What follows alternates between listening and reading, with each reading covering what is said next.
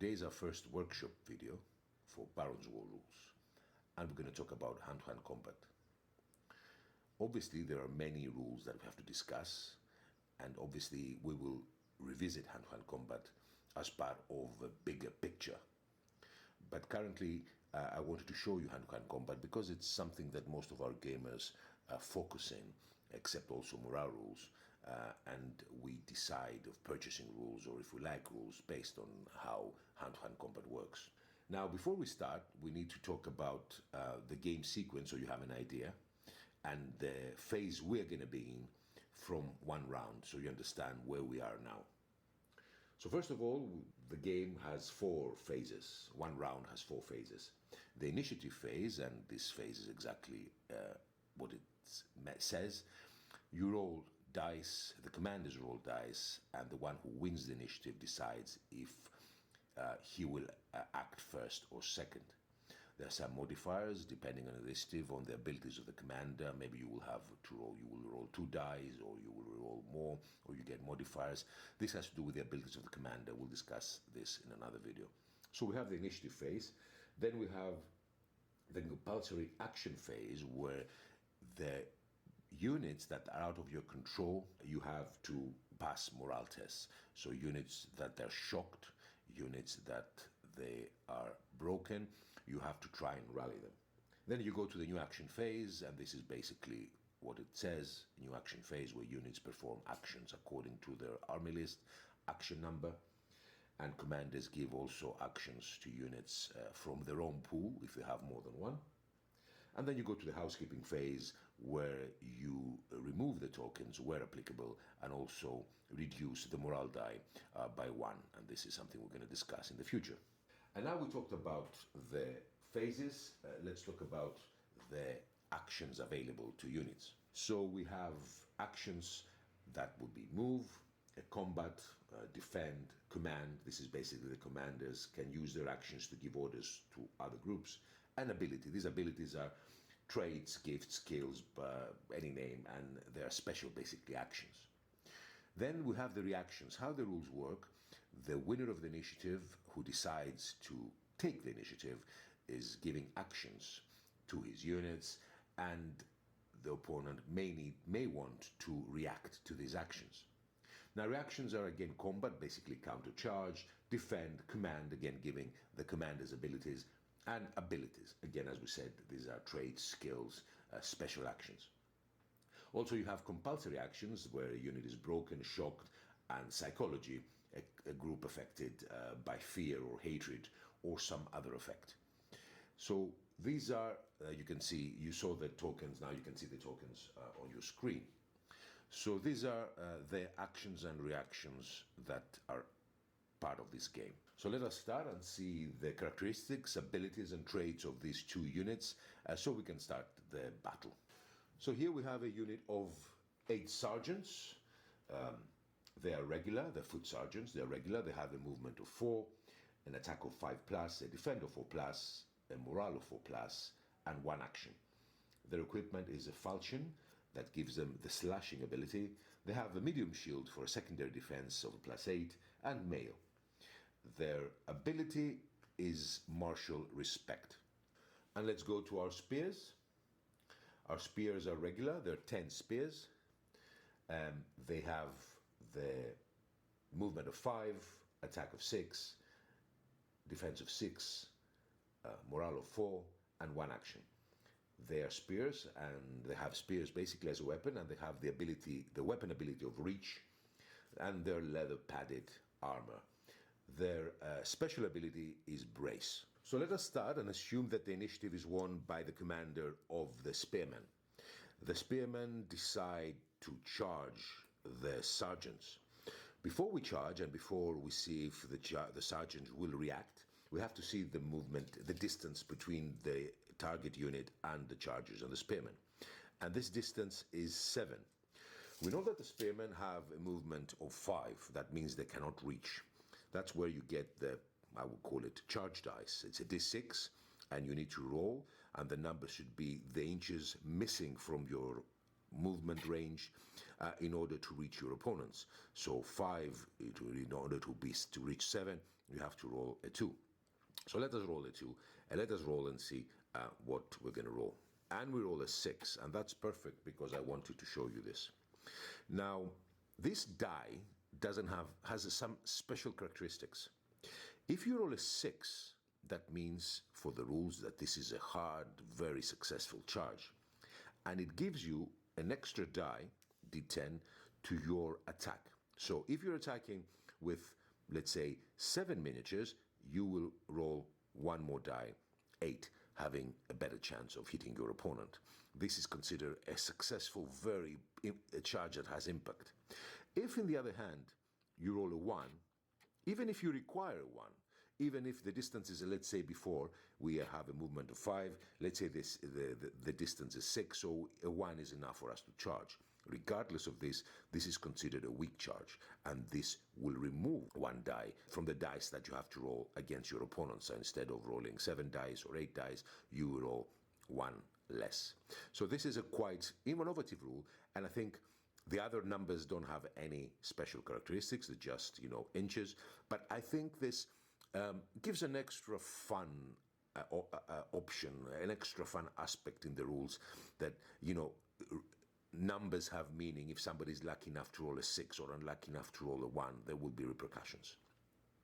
So we rolled a 6. That means that the spearmen will get 1 extra die. Now, we have to check the reaction of the sergeants. So what the sergeants would do, they will defend. They will close the ranks and form a shield wall. And why they will do this? Because the spearmen have the weapon ability of reach. This means that their opponent cannot fight back if you are charging him. So let's read the reach ability. Cannot counterattack against spear or bill unless armed with spear or bill. So when a spearman unit is charging, it cannot be counterattacked unless you have spears and bills. A rule that makes sense. So these guys can only defend.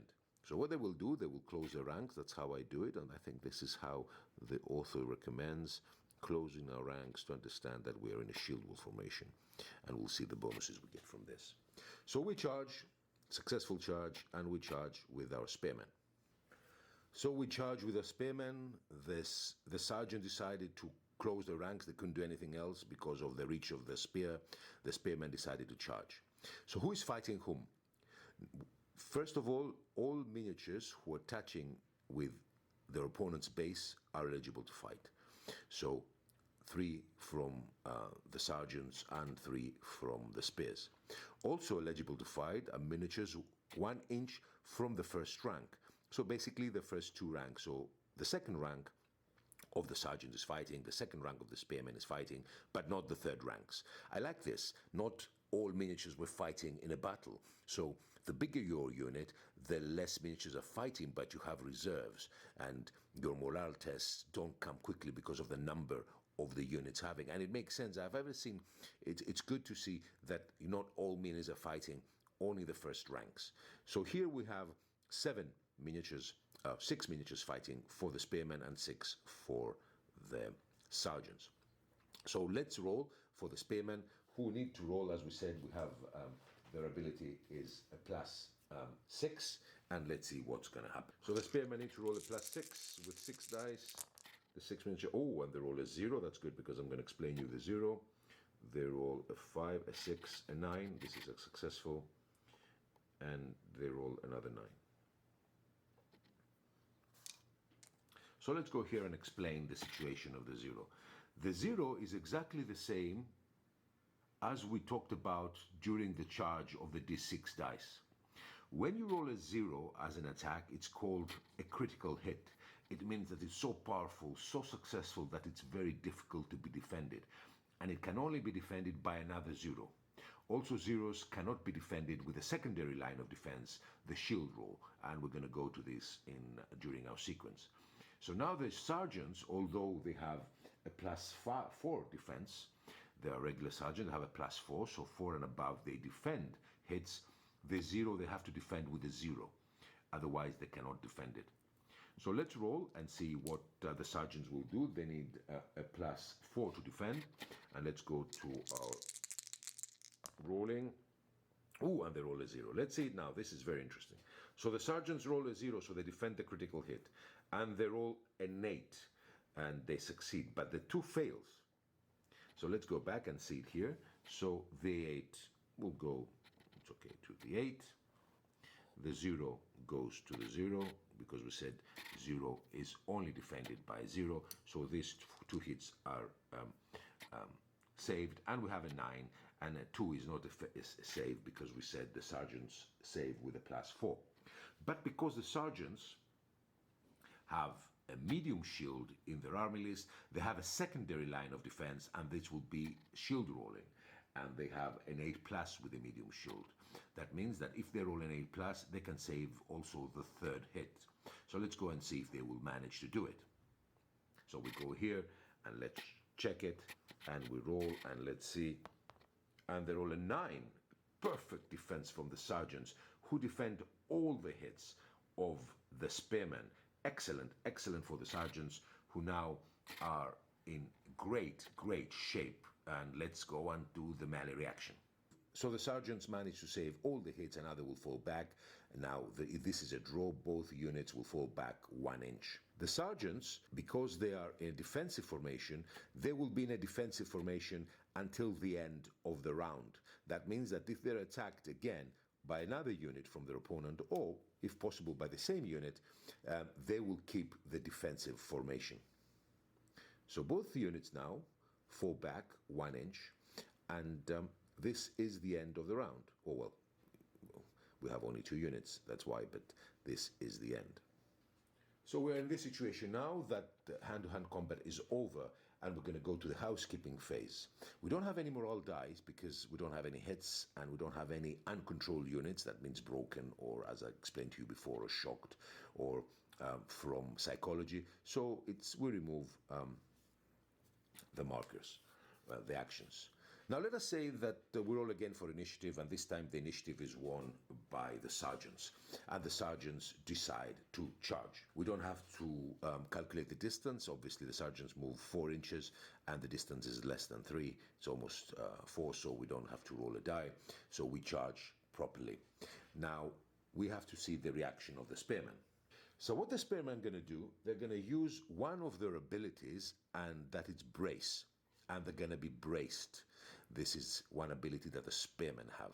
Now, what is bracing? So basically, when you fight in hand-to-hand combat and your unit is charged, if your reaction is a counter-charge, meaning that fight back, you fight back, but removing the casualties caused by your opponent. So if, for example, the spearmen attacked the sergeants, and the sergeants could fight back, but during the charge of the spearmen, the sergeant lost 2 miniatures, they would have fought back with 4 dice, not 6. But with bracing, this is not applicable to the spearmen. The spearmen will brace, the sergeants will charge. Regardless of the hits and the kills they inflict, the spearmen will attack with the full number of dice available to them, not the reduced because of the kills that the sergeants caused. So let's do this. It's quite interesting. So the sergeants charge. Oh, it's among the brace spears. So the sergeants charge. They will roll. We said the units were touching one's another's base and the below rank. So I extended. There is another rule that says that in order for a unit to be in cohesion, it has to be within 2 inches, radius of 2 inches. Now, this is not here, so it's better to put it back. Now, this is something we need to discuss maybe in other rules, but in other workshops. But basically, there is no limit in the number of miniatures in a unit. The limit only is the cohesion radius. But in my opinion, this can be extended. It doesn't affect the game. You can have 3 for infantry and 4 for cavalry and add more minis. But now we will keep as per the rules. So 6 dice for the sergeants who hit with the +5. Okay. So let's see what's going to happen here. The sergeants, 6 dice, they hit with the +5, and they roll a 6. 3 failed, a 5, a 7, and an 8. No critical hit, but 4 possible hits against the Spearmen. Now the Spearmen will attack back with, they will defend with a +6. They have a +6, they will roll 4 dice, but the sergeants have a falchion, and this falchion has the slashing ability. And what the slashing ability does, what it gives to your opponents, target suffers -1 to defense rolls if unarmored or wearing leather padded. So basically, this is applicable. They are wearing leather padded, the Spearmen, so they will suffer -1 to their defense roll. So they roll 4 dice, but instead of +5, they get a -1. Their defense, excuse me, is +6, so they need a +7. So a +7 for the Spearmen. So let's see.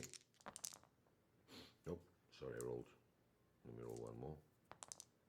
So a +7. So 2 is a failure, 0 is a success, 9 is a success, and 1 is a failure. The Spearmen don't have a shield, so we have 2 hits against the Spearmen. So let's go back and see what's going to happen.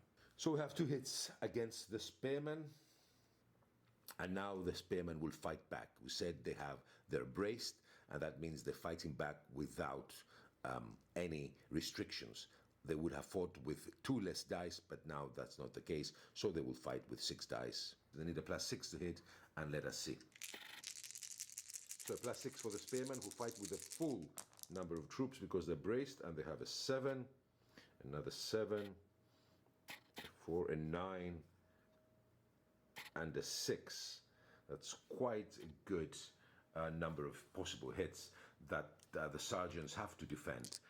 They have a defense, the sergeants have a defense over +4. They're regular foot sergeants, so they need a +4 in order to defend. We don't have any critical hits here or anything, any zeros, so the sergeants need a +4. So let's go here and check the +4. Also the roll is 0, a 5, a 9, and a 7, and they succeed, saving all of them, and the sergeants have no hits. So the sergeants saved really well, and they have no hits.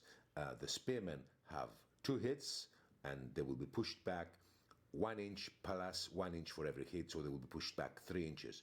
We remove 2 bases, we remove them from the front, but let us, I will do it afterwards. Let us be pushed back first. 2 and 2, 3 inches basically, so they will go here.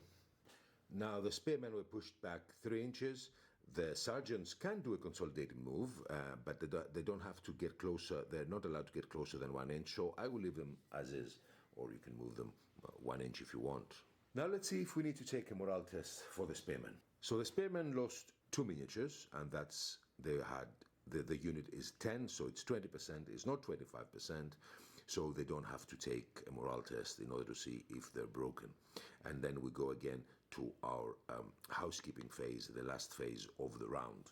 Now the housekeeping phase, as we said, we're removing tokens from, action tokens from units that they're under control, and we are reducing the morale die by 1, showing that, you know, the units are getting better, their morale is improving, well, you know, they're getting some rest or whatever. So let's see how this works here. Now for the Spearmen, they're under control, so this 2 morale die will become a 1. And for the sergeants, we just remove the token, they don't have any morale die. Now this is a battle of 2 action phases.